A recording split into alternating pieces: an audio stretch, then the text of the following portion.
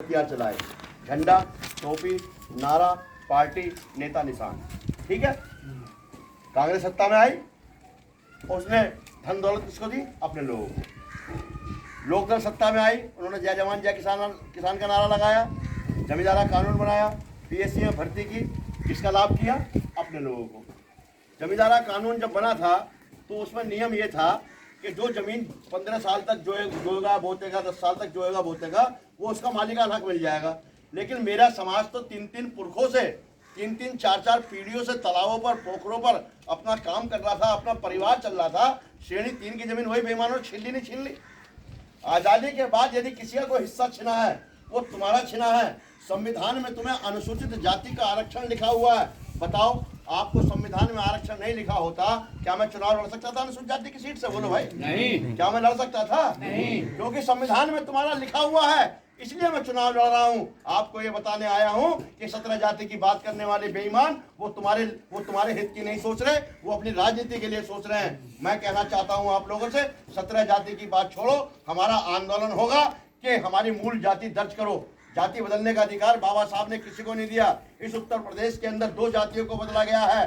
बाबा साहब की महार जाति को बदला गया है या तुरैया जाति को बदला गया है। बाबा साहब की महार जाति को भी धीवर कहार बना दिया गया और तुरैया जाति के लोगों को भी उनकी जाति बदल दी गई। इसलिए ये जाति बदलने का खेल इस उत्तर प्रदेश के अंदर हुआ है। इस जाति बदलने के खेल को लिए बिगाड़ने के लिए अब हम निकले हैं। ये 2024 का चुनाव आपके लिए जीवन और मरण का चुनाव है। अपने व्यक्ति को लोग मांग करते हैं, जनगणना कराओ, जनगणना कराओ। हे मेरी जात के लोगों, हे मेरे समुदाय के लोगों, ये जनगणना कराने का इससे बढ़िया आपके लिए मौका नहीं आ सकता। ये क्योंकि वोट दे करके आप जनगणना भी अपनी करा सकते हैं। जनगणना इसी का नाम है। यदि यहाँ 2.5 लाख वोट है और 2.5 लाख वोट में से आपने एक वोट अपने प्रत्याशी को दे दिया तो जनगणना आपकी हो जाएगी। आपका हिस्सा आपके दरवाजे पर आ जाएगा, क्योंकि आपका झंडा बन गया है, आपकी पार्टी बन गई है, ऋषिवादी कश्यप पार्टी बन गई है, आपका झंडा बन गया है, आपका नारा बन गया है, जय कश्यपराज का नारा लग गया है। बोलो जय कश्यपराज, बोलो जय कश्यपराज। तो इस नारे को हमको आगे बढ़ाना है। मान्यवर काशीराम जी ने जाटव भाइयों को समझाया कि तू जय भीम का नारा लगा और जय भीम अपने दरवाजे पर लग और नीला झंडा अपने दरवाजे पर लगा, ये वोट के लुटेरे तेरे पास आना बंद कर देंगे। तो भाई जाटव भाइयों के पास वोट के लुटेरे जाते हैं क्या? नहीं जाते। बोलो भाई। नहीं जाते। क्योंकि तुम्हारे दरवाजे पर कोई झंडा नहीं है, तुम्हारे दरवाजे पर जय कश्यपराज का नारा नहीं है, इसलिए वोट के लुटेरे तुम्हारे पास आते हैं, तुम्हारे लोगों को पौवा पिला करके झोली भर के वोट ले जाते हैं और हिस्सा अपने लोगों को बांट दिया करते हैं। साथियों, आज के दिन में आपने विधायक अपनी वोट से बनाया, सांसद अपनी वोट से बनाया। विधायक को कई प्राइवेट कंपनियों में लगाने का अधिकार होता है।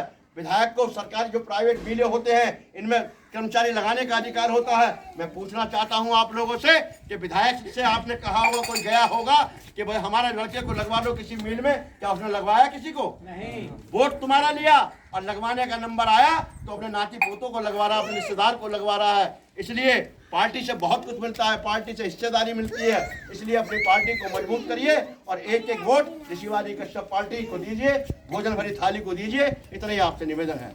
एक मिनट इधर देना एक बार मास्टर जी का